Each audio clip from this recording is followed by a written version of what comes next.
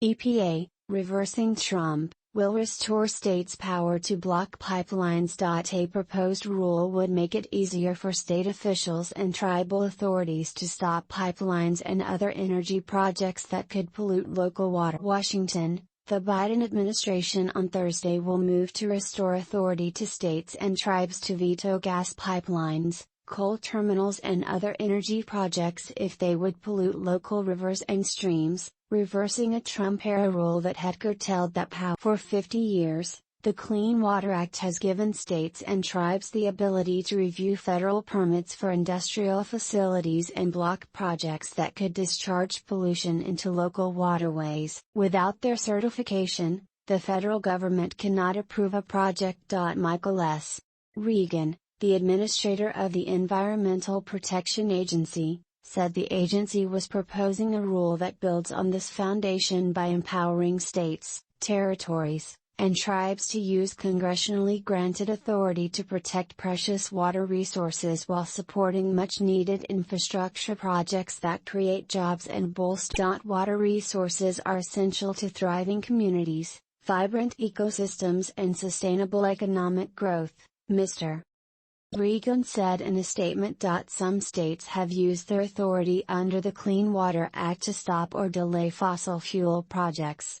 In 2017, Governor Jay Inslee of Washington refused to certify a federal water permit for a coal export facility on the Columbia River, citing the risk of significant spills as well as effects on air quality. In 2020, Andrew Cuomo, who was governor of New York at the time, denied a permit for a pipeline that would have shipped natural gas into his state from Pennsylvania, based on the project's inability to demonstrate that it could comply with water quality. In 2020, the Trump administration implemented a rule to curtail that review power and limit the time during which states and tribes could grant or deny permits. Trump officials argued that Democratic states were essentially conducting climate policy under the guise of a law intended for a different purpose.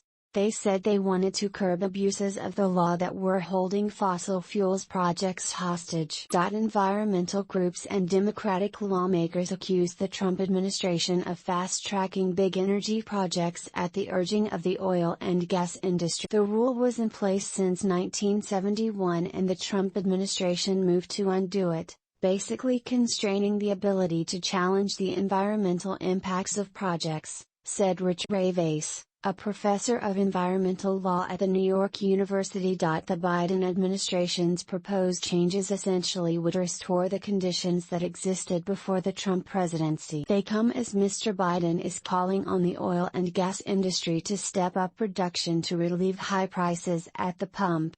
Energy trade groups said they were concerned the new regulation could block infrastructure they believe is needed to meet demand.